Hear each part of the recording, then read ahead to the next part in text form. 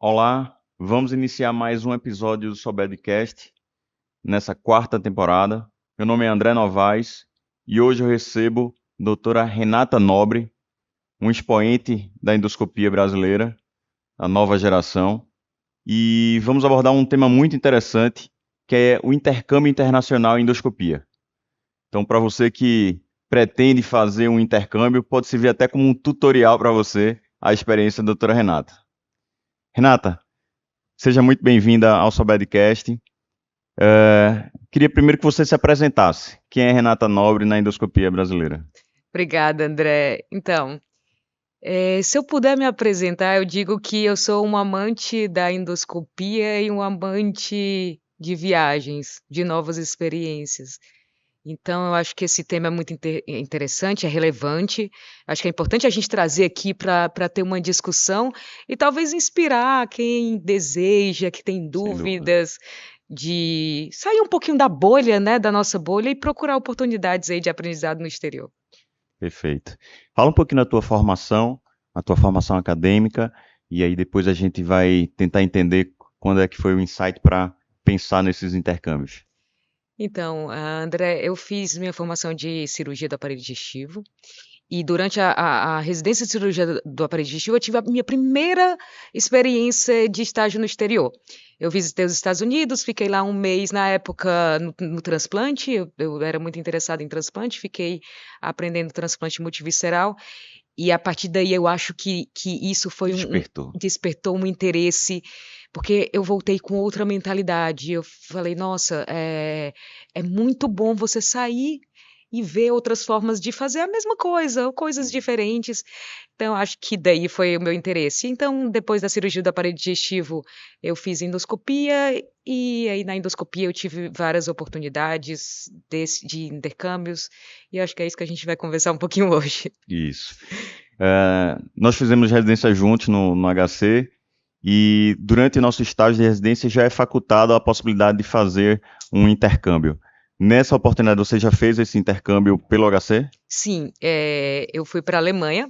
É interessante que na época acho que a maioria escolhia ir para os Estados Unidos, É, né, para o mesmo serviço, eu quis mudar um pouco e eu fui para a Alemanha.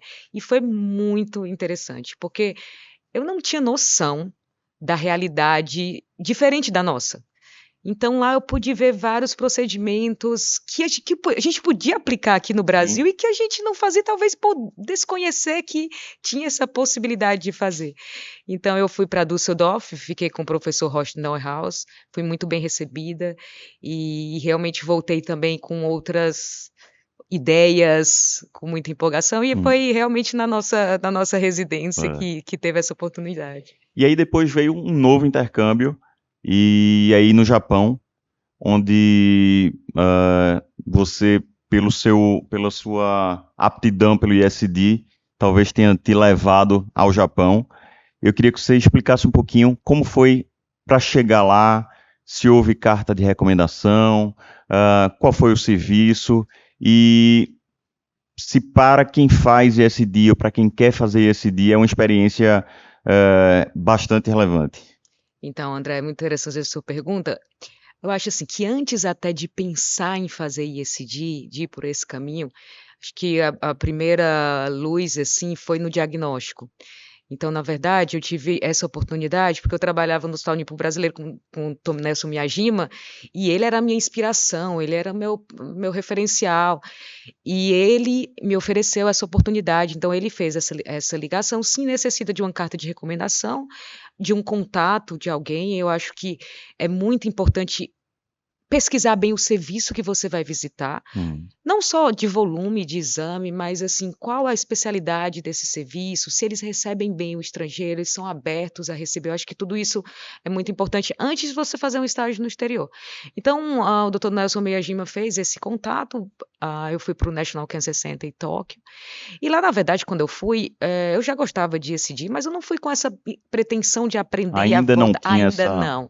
Foi para aprender a diagnóstico. E foi interessante, André, porque eu fui lá em 2017, foi a primeira vez que eu fui para o Japão. E eles tinham acabado de lançar o JNet. Então eu cheguei lá, eu nunca tinha ouvido falar de JNet. E eles já estavam aplicando, apesar de ter sido novo, ter sido no mesmo ano, eles já estavam aplicando. E tudo eles falavam de JNet. Eu me lembro que eu não fazia Que é noção do que era, isso? que classificação é essa que eles estão falando. Então, quando eu voltei para o Brasil, foi assim, realmente parece que eu tinha aberto uma porta, assim, Hum. me abriu um mundo. Então, eu voltei e realmente eu pude perceber que a minha qualidade do exame melhorou muito. Minha capacidade de detecção, de avaliação das lesões, de parar e classificar, porque até então a gente não usava muita classificação. Então, eu acho que essa minha primeira experiência também abriu portas, assim, fez eu mudar minha mentalidade. E aí sim, eu passei a me dedicar mais, e aí a ressecção endoscópica aí esse de veio com o tempo. O que é que mais te chamou a atenção na forma do exame da endoscopia no Japão, que fez com que você interpretasse que houve uma melhora do teu exame pós o teu intercâmbio? Então, André, acho que é o mindset deles, sabe? É o jeito que eles veem o exame endoscópico. Que foi isso que mudou na minha cabeça, né? Então, antes eu vi o exame endoscópico como uma pesquisa de H. pylori, ou então uma hemostasia de uma hemorragia digestiva, como se fosse para apagar um fogo. E lá eu vi que não, a gente tem que prevenir que o fogo aconteça. Então, lá eles, O foco é outro desde o desde o princípio. princípio, é a avaliação do paciente antes dele deitar na sua maca para você fazer a endoscopia. Então, eles veem bem qual é o paciente de risco. Esse paciente tem risco de ter uma neoplasia gástrica, esse paciente tem risco de ter uma neoplasia de esôfago. Então, eles encaram a endoscopia como uma oportunidade de você detectar um câncer precoce. E que não era o meu pensamento na época. Então, isso me chamou a atenção. Então, a meticulosidade, a propedêutica deles eles levam muito a sério. Tipo, passo a passo. Até a limpeza do estômago, que Exato, faz uma diferença grande. Às vezes a exato, gente faz um exame com o exato, estômago exato, não adequadamente limpo, né? Então exato. me explica um pouquinho o que é que eles fazem lá antes do exame de endoscopia para deixar aquele estômago mais limpo. Então, eles levam isso muito a sério e está correto. Eles usam uma solução que, infelizmente, a gente não tem. Ou felizmente, porque ela é muito cara. Mas eles usam a solução de Pronase. Então, eles colocam, na verdade, lá todo paciente antes da endoscopia, ele toma um copinho. Nesse copinho tem 100 ml de água, geralmente, depende muito do serviço, mas basicamente é isso. A pronase, que é uma substância que quebra a proteína, então Uma ela é enzima. uma enzima, né, que quebra, então favorece muito a limpeza. Eles colocam simeticona também e colocam outro mucolítico. E esses pacientes tomam, mas algumas vezes eu vi estômagos ainda sujos, eles não cansam de lavar com simeticona, com a própria água. Mas é interessante, quando a gente pergunta isso para eles e eles falam que a Promanase só tem no Japão, o que eles respondem é assim: ó, basta água e simeticona, que tem em todo canto. Então, mesmo a gente não tendo, isso não nos autoriza a fazer Claro, o exame. claro. Então, eu acho que o foco, André, é principalmente o tempo de exame. Talvez a gente não lave porque a gente tem que fazer um exame um pouco mais rápido. Volume, né? Mas talvez, assim, você aumentar um pouquinho o volume do paciente, às vezes até orientar o paciente a beber bastante água antes de começar o jejum, não vir totalmente de jejum de líquidos, porque isso torna o muco um pouquinho mais viscoso, mais difícil de aspirar. Então, se aquele paciente ele beber bastante água, mas parar e respeitar o jejum que a gente precisa ter, isso já facilita a nossa lavagem. Então, são orientações simples que a gente consegue adaptar para o nosso dia a dia, entendeu? Maravilha, maravilha. Renato, e depois dessa primeira passagem no Japão, você voltou outras vezes. Sim. Me conta como é que foram essas experiências. Aí, como eu te falei, eu voltei com outra cabeça, fiquei apaixonada não só pela endoscopia do Japão, pela cultura, por tudo. Então, eu voltei no ano seguinte, em 2018. Dessa vez eu fui para Kobe, fui participar de um hands-on aí de ESG e fiquei lá também para aprender um pouco com eles. E então eu visitei um outro serviço, que apesar de ser Japão, é outro serviço. Então tinha uma outra Outra abordagem, mentalidade. uma outra, não burocracia, mas uma outra forma de fazer Uhum. a mesma coisa. E também foi uma experiência bem bacana, e eu gostei tanto que eu voltei também em 2019. E aí eu fui para outro serviço também. Então acho que isso é importante, André. Acho que é o que eu falei, o destino nunca é o lugar, é sempre novas formas de ver a mesma coisa. Então, Novas experiências. exato. Quando eu falo de intercâmbio, a gente está falando aqui de intercâmbio no exterior, mas você não precisa, às vezes, sair do Brasil. Às vezes você sai só do seu hospital. Você faz residência num hospital público, visite um hospital particular e o oposto. Então, visite o hospital da sua mesma cidade, mas que faça a mesma coisa que você de uma forma diferente. Só isso já abre a sua cabeça, tá? Sem necessidade de você ir para fora. Tão longe. Né? Você pode visitar, o Brasil é enorme. No Brasil a gente tem vários centros muito bons em diferentes coisas. Então eu acredito que visitar também na sua própria região é importante. Entendeu? Vamos sair um pouco da endoscopia em si e abordar como foram as experiências fora ali da sala de exame. A experiência de vida, conhecer novas culturas, entender um pouco mais a cabeça do médico endoscopista de outro país, enfim. Conta como foi a tua experiência de viagem no Japão e as outras que você fez. Isso é interessante, André, que eu acho que realmente quando a gente sai da nossa bolha, a gente não vive só a medicina, a gente vive tudo isso. Eu acho que, por exemplo, a medicina, a endoscopia, ela retrata a sociedade. Então, por exemplo, eu cheguei a visitar também um hospital na Bolívia. Para mim foi uma experiência incrível, incrível, porque lá, assim, é América do Sul, ou seja, teoricamente é uma população bem parecida com a gente, mas eles são muito diferentes. Lá eles têm uma incidência de infecção H. pylori altíssima, muito maior do que a nossa, só que lá a cultura é diferente. Então lá eles fazem sem sedação também, parecida com o do Japão, e os pacientes muito humildes, o hospital muito humilde. A gente acha que às vezes aqui a gente trabalha sem condições, mas a gente não sabe o que acontece em outros países.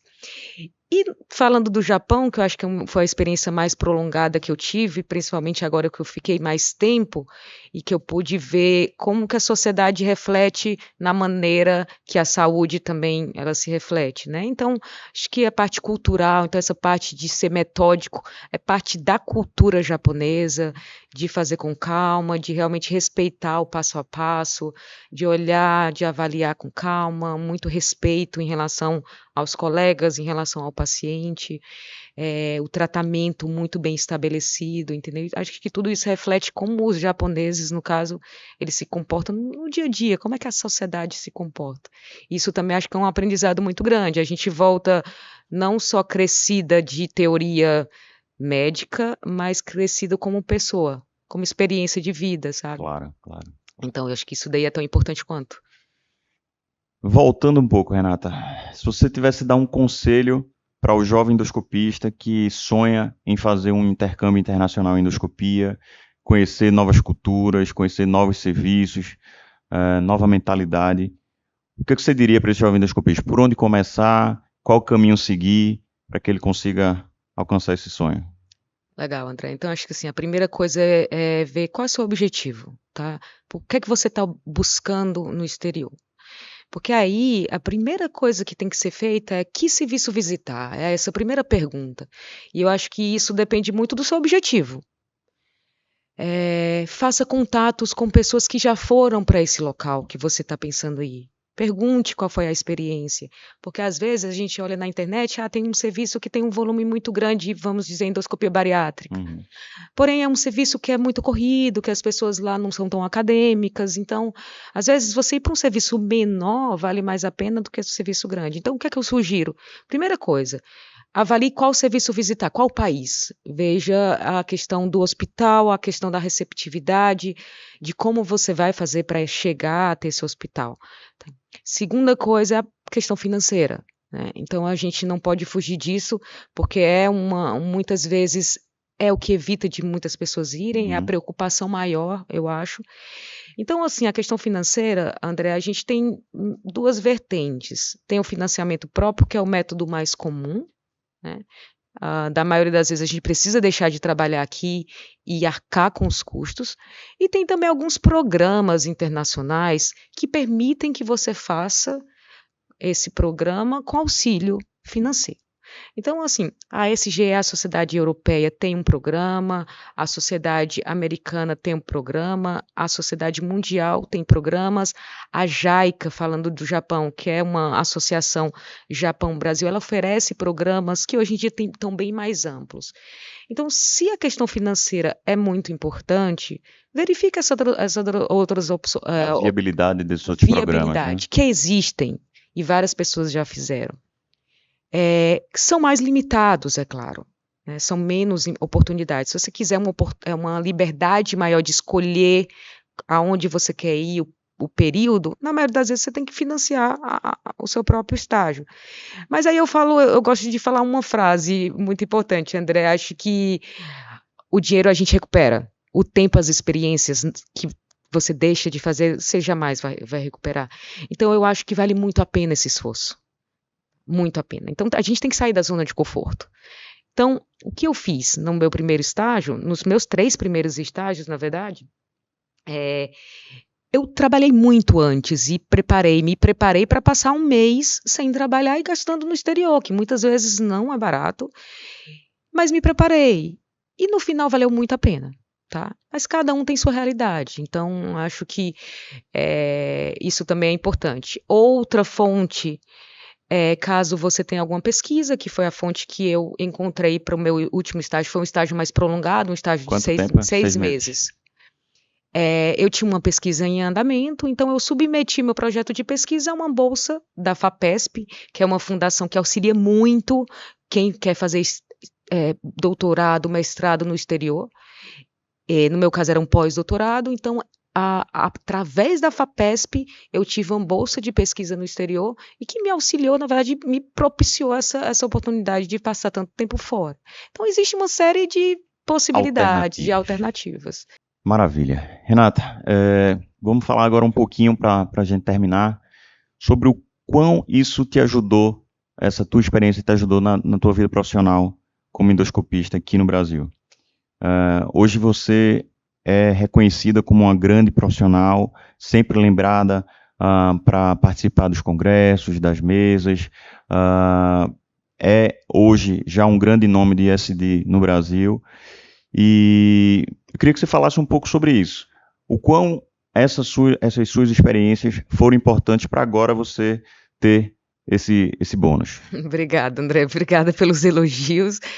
Olha, eu costumo dizer que em tudo na vida, na verdade, mas falando desse tema, a gente tem os ganhos diretos e os indiretos. E se a gente colocar, assim, escrever no papel, o que é que eu ganhei diretamente? Eu aprendi a classificar a JNet, eu aprendi isso, Os indiretos a gente não consegue colocar num papel. E a gente muitas vezes não consegue medir. Mas se a gente for analisar, os indiretos, eles são muito maiores do que os diretos. E os indiretos é isso, você muda sem perceber que você mudou, que são esses ganhos indiretos. Então você passa a fazer um exame muito melhor do que você fazia antes. Todas as vezes que eu voltei do Japão, todas as vezes a minha taxa de detecção de câncer precoce elevou muito nos primeiros meses. E assim, eu não mudei meu trabalho, eu continuei trabalhando nos mesmos locais, ou seja, não foi o meu aparelho que mudou, foi minha mentalidade que mudou. Então, esses ganhos indiretos também de experiências, de você abrir sua mentalidade, você tá frente a uma situação difícil no seu dia a dia e você lembrar, não, mas eu vi. Os olhos só reconhecem aquilo que a mente já conheceu. Exato. E você lembra, não, eu vi que lá na Bolívia eles não tinham material, mas nessa situação eles faziam isso com o que eles tinham. Ou então, não, eu vi que lá no Japão, isso que eu tô achando que é uma erosão, talvez não seja. Então, são esses ganhos indiretos que excedem e muito os ganhos diretos. Então, acho que isso aconteceu comigo.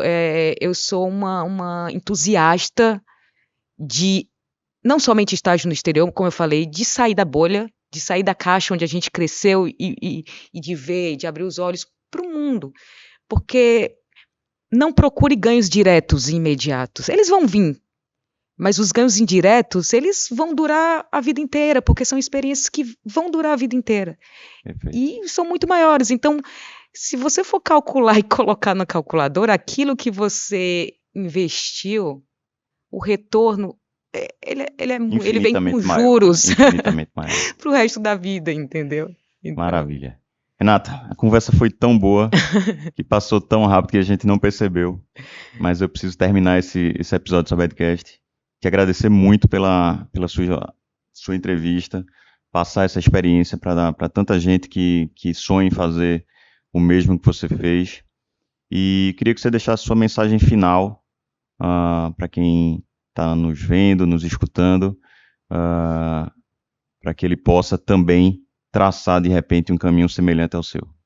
tá. Então, minha mensagem final é: saiam das suas bolhas, saiam da zona de conforto. Não é fácil, mas quando a gente sai e vê o mundo inteiro na nossa frente, vale a pena todo o esforço.